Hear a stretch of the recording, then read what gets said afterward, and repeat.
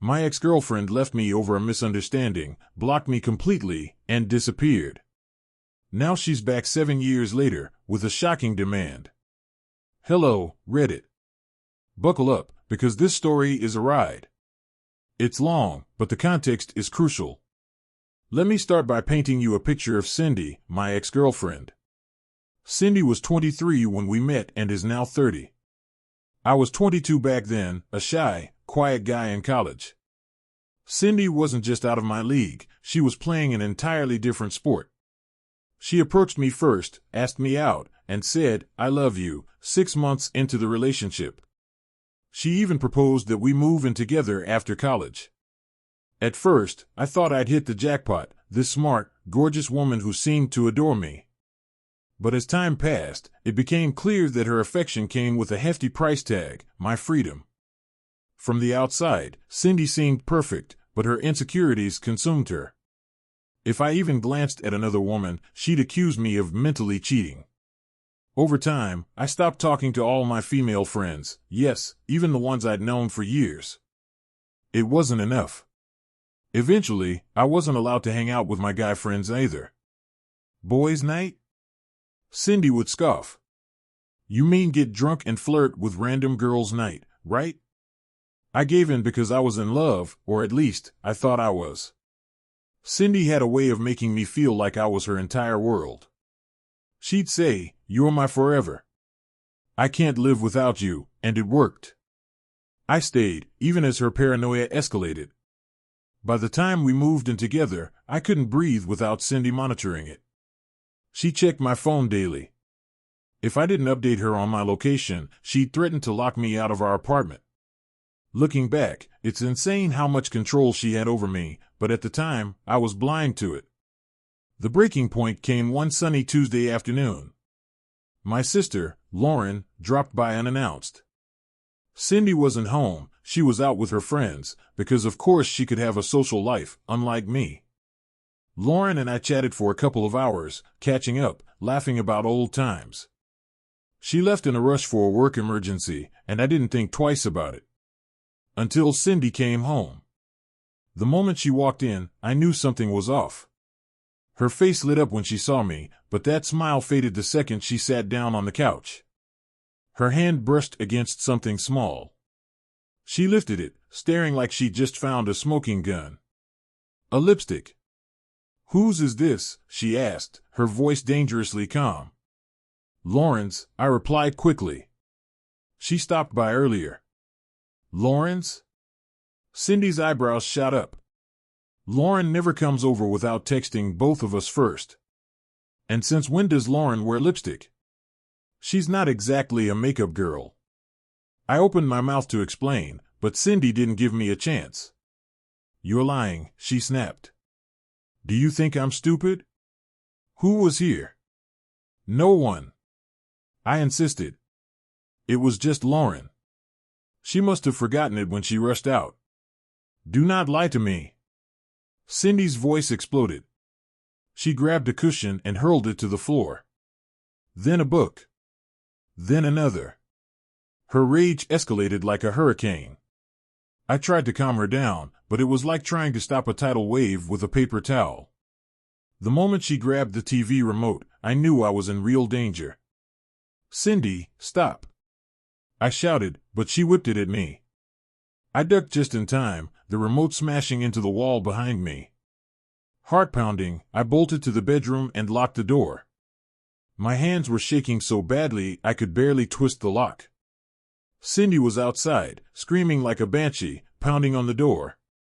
"You betrayed me," she shrieked. "I gave you everything, and this is how you repay me?" I sat on the edge of the bed, my head in my hands. How had it come to this? The girl I'd once dreamed of marrying was now a terrifying stranger. After an hour of nonstop screaming, the apartment fell eerily silent. I cracked the door open, half expecting Cindy to pounce. Instead, I found the living room empty. The front door was wide open, the cold night air creeping in.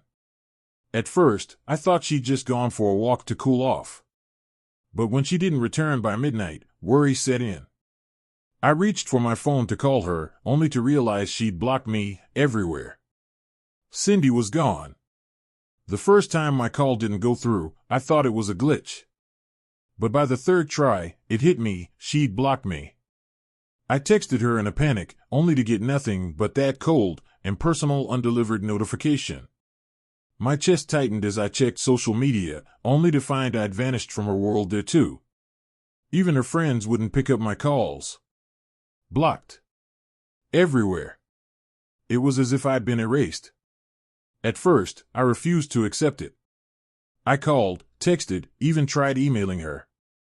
Weeks turned into a relentless, maddening cycle of chasing someone who didn't want to be found. After nearly a month of running in circles, I stopped. Not because I wanted to, but because I had to. She didn't want me anymore. I was devastated. The following months were a blur of empty routines. Work, home, sleepless nights staring at the ceiling.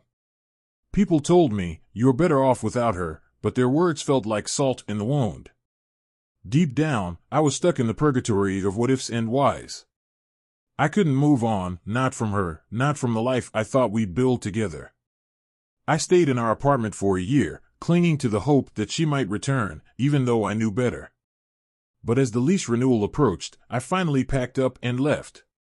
It felt like surrender. No closure. No answers. Just an empty apartment and the faint echo of a life that had unraveled without warning. When I met Amy, I wasn't looking for love. She was a colleague, kind, brilliant, and effortlessly beautiful. She had this way of making everyone in the office feel seen. At first, I resisted. I promised myself never to risk heartbreak again.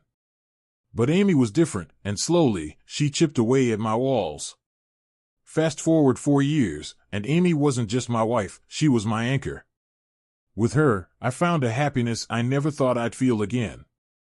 I had even stopped thinking about Cindy until last weekend. It started like any other Saturday. Amy and I were lounging in the living room, debating whether to order Thai or pizza, when the doorbell rang. I got up, expecting a delivery, but when I opened the door, my world stopped. There she was. Cindy. Her hair was shorter, her face sharper, like life had worn her down. But it wasn't just Cindy standing there, she was gripping the hand of a little boy, no older than 7, with my brown eyes staring back at me. "About time you showed your face," Cindy spat, her voice venomous. "I've been tracking you down for years. Meet your son." My brain froze. Son? What? Before I could muster a single word, Cindy shoved a stack of papers into my chest. 7 years of child support. You owe us. Now. Her words were sharp, deliberate, designed to hurt. I stood there, paralyzed. She went on, calling me a deadbeat, a coward, and worse, while the boy stared at his shoes, oblivious to the storm raging above him. Then Amy appeared. "What's going on here?" she asked, her voice calm but steely. The moment Cindy saw Amy, her confidence cracked. Her face paled, her grip on the boy's hand tightened. "You," Cindy hissed, her voice barely above a whisper. Amy's expression hardened. "Get out of here, Cindy. You're not welcome." The tension between them was electric, like they'd been gearing up for this moment for years. Cindy sneered, trying to regain control. "He has a son. Did he tell you that? Did he tell you about me?" Amy didn't flinch. "He told me everything, Cindy. What he didn't tell me was that you'd show up unannounced, spewing lies." "Lies?" Cindy's voice rose, cracking under the pressure. "You have no idea what I've been through. What we've been through." Amy crossed her arms, her voice cold. "You abandoned him. Disappeared without a word. Don't come here playing the victim now." Cindy's composure shattered. "Fine," she yelled, her voice breaking. "Call the cops." "Go ahead." Amy's eyes narrowed. "That's not a threat, it's a promise." And just like that, Cindy grabbed the boy's hand and bolted, muttering curses under her breath. As the door slammed shut, I turned to Amy, expecting answers. Instead, she turned on me. "How could you not tell me?" she snapped, her voice trembling. "Tell you what?" I asked, genuinely baffled. "That she might come back. That there was a child. I didn't know," I protested. "I didn't even know the kid existed until 5 minutes ago." Amy's eyes softened, just a little, but the tension lingered. "Then why did she look at me like that? Like we have history?" I paused, my stomach twisting. "You tell me," I said quietly. Amy didn't answer right away. Instead, she walked to the window, watching Cindy disappear into the night. "This isn't over," she said finally. "Not by a long shot." And deep down, I knew she was right. I hadn't realized how much I'd buried, how much of Cindy I'd erased. At first, it seemed like a blessing. No pictures of her, no reminders of the life we used to share. It felt like closure, like one less anchor holding me down. Sure, there were a couple of old group photos on my friends' social media accounts, but I had them take those down too. I didn't want to see myself with her anymore, didn't want to remember that version of me. Not that I was hiding anything from Amy, she never asked about Cindy. And honestly, it never seemed like a big deal. It was just the past. But now, standing in the aftermath of everything that had just unfolded, I couldn't shake the feeling that maybe I should have been more transparent. The tension in the room had been suffocating since Cindy's sudden appearance. After she left, Amy had stormed off to her parents' place, saying she needed space to cool down. I begged her to stay, pleaded with her. But she wasn't hearing it. Her words hit me like a slap in the face. "I need my space. I can't be in the same room as you right now." My chest tightened as she left. I didn't know what had just happened, but I felt like I was losing her. The whole day felt like a fog. I could barely focus on anything. Work was a blur, the walls of the apartment closing in on me. I couldn't stop replaying the argument, trying to figure out where I went wrong, where I had messed up. And when the night came, I found myself staring at the phone, reluctant to make the call, but knowing I had to. I dialed her parents first. When they answered, the coldness in their voices was unmistakable. "You should have told her about Cindy. This should have never been a secret." Secret? It wasn't a secret. I hadn't hidden Cindy from her. But as I tried to explain, their anger was palpable, and they hung up without offering any understanding. My stomach churned as I hung up the phone, feeling more lost than ever. That's when I called Amy's sister, my last hope. When she answered, I wasted no time. I spilled the whole story, desperate to make sense of the chaos. And that's when the truth finally came out. It turned out Cindy and Amy weren't just exes who'd crossed paths, they were cousins. Cousins. I never knew that. Amy had never mentioned it. The fact that I was so blindsided by this new revelation felt like a punch to the gut. Cindy had been a bully, had tormented Amy for years, and when Amy turned 18, Cindy had done the unthinkable. She'd hooked up with Amy's boyfriend. The betrayal was so deep that it tore their family apart. Their parents had fought. Their relationship had soured, and their family had split over it. I couldn't believe it. Cindy had ruined Amy's life, and I had been blind to it all these years. As I hung up the phone with Amy's sister, everything clicked into place. Amy wasn't angry just because Cindy had shown up. It was everything that Cindy represented, the pain, the betrayal, the memories of a childhood ripped apart. Amy's rage wasn't just about Cindy's return. It was about everything Cindy had done to her. I understood that now, but at the time, it felt like the walls were closing in around me. I felt helpless, like I couldn't do anything right. I finally mustered the courage to call Amy. When she answered, it wasn't the comforting voice I knew. It was cold, sharp. "How could you hide this from me?" she demanded, her voice tight with anger. "How could you not tell me about her? She's a part of your past, and I should have known." I was taken aback. How could I not tell her? I tried to explain, tried to rationalize. I wasn't hiding anything. I hadn't known. And if Amy had asked, I would have told her everything. But she didn't. She didn't want to know. She had never asked about Cindy, and I hadn't thought it was important.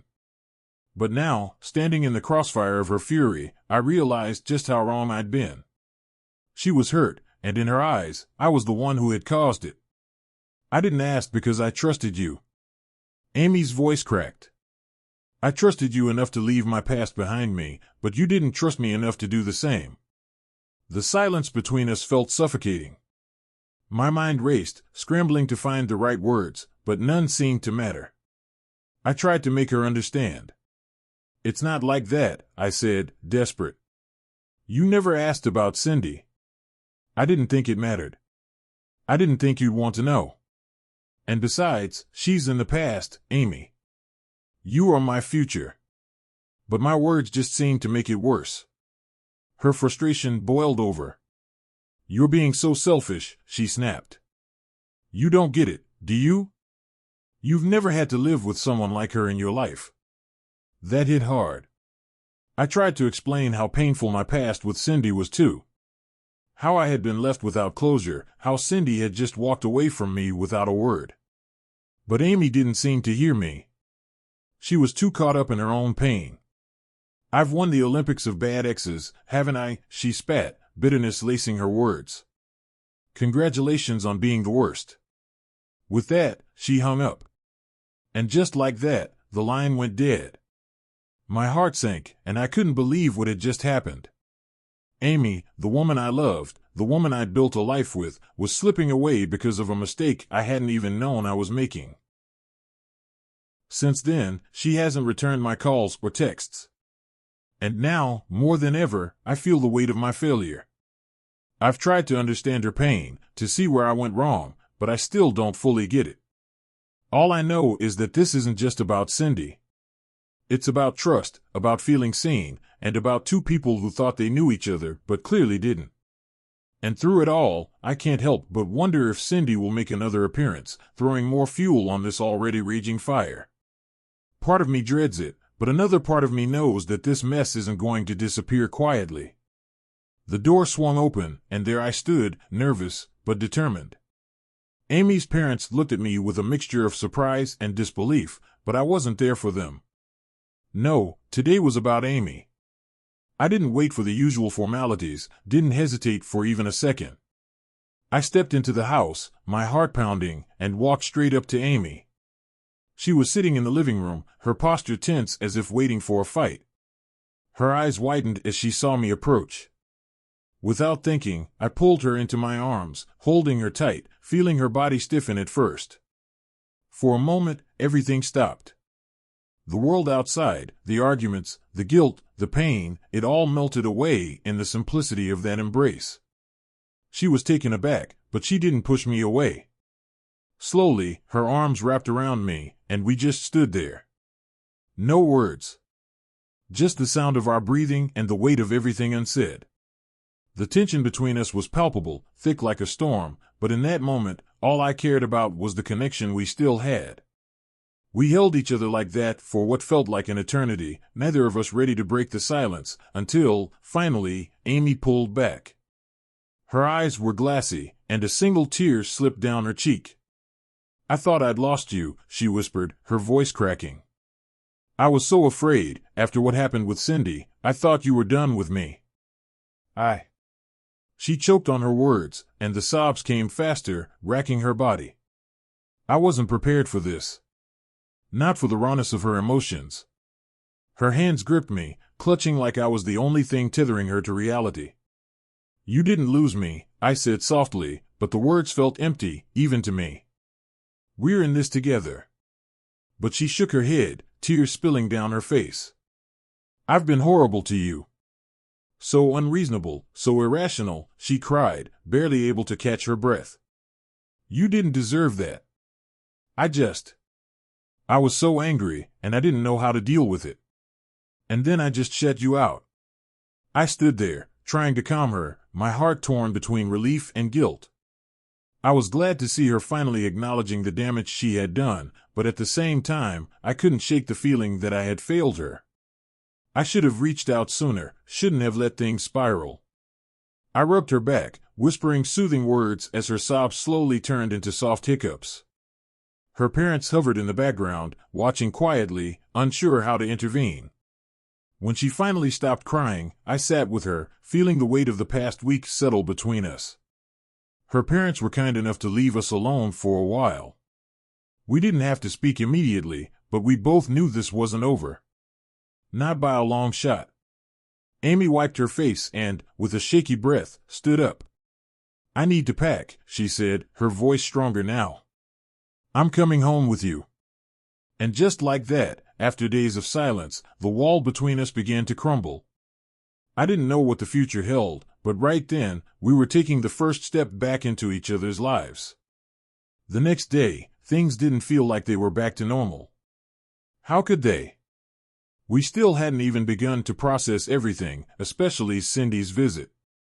But at least we were together again, no longer trapped in the web of confusion and hurt that had been spun around us. But then, the truth about Cindy came crashing in. Amy had made some calls. Her sister-in-law helped, digging through the mess that Cindy had left behind. What they uncovered was worse than I could have imagined. It wasn't just about the money. No, Cindy had come to my door demanding child support for a kid that wasn't even mine. A child who had no connection to me at all. It didn't take long to realize what was really going on. Cindy, always the manipulator, had been playing everyone. Her desperation was evident, but what she tried to pull was just beyond comprehension. As we pieced together the story, Amy and her sister uncovered that Cindy had been dating someone else while we were still together. She'd probably already been pregnant by the time she'd left me, and that's when the pieces started to fall into place. "I can't believe I didn't see it," I muttered, my voice thick with disbelief. She was playing me all along, wasn't she?" Amy looked at me, her eyes filled with sorrow and regret. "I don't think you could have known. She was always hiding something. But we both got played." The anger simmered beneath the surface, and for a moment, I couldn't decide if I was more furious with her for what she'd done to me, or with myself for not seeing it sooner. I could feel my pulse racing, a mix of betrayal and disbelief pulsing through me. A few days later, things took an unexpected turn. Amy and I decided to go to therapy. Together. Individually. We needed to face what was happening, not just with Cindy, but with everything. This wasn't just about one incident. It was about a pattern that had been set long before Cindy showed up at my door. Amy had been hiding the full extent of her past, her trauma, and I hadn't known. Not until the calls started coming in from her family, telling us about Cindy's latest antics. Now, Cindy was with some guy she'd met online, already moving in with him, a new chapter of chaos unfolding. Her parents, still too proud to help her, were left in the dust, blindsided by their daughter's latest reckless decision. "I don't understand why they're still acting like they're innocent in all of this," I said, frustration slipping into my voice. "They've been enabling her behavior for years." Amy nodded slowly, the anger still burning in her chest. "Yeah. They never once tried to stop her. And now look where we are."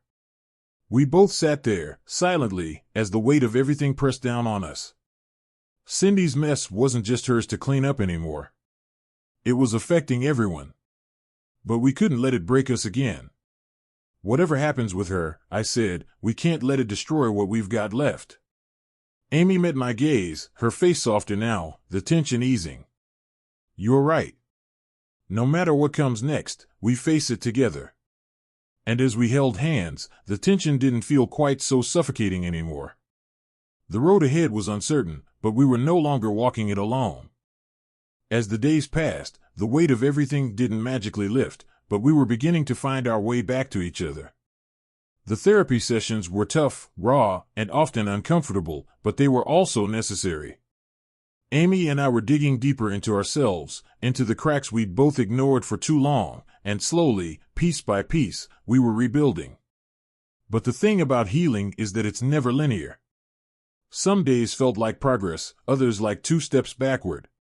We still had questions we couldn't answer, like why Cindy had done what she did, and why our lives had been thrown into chaos because of it.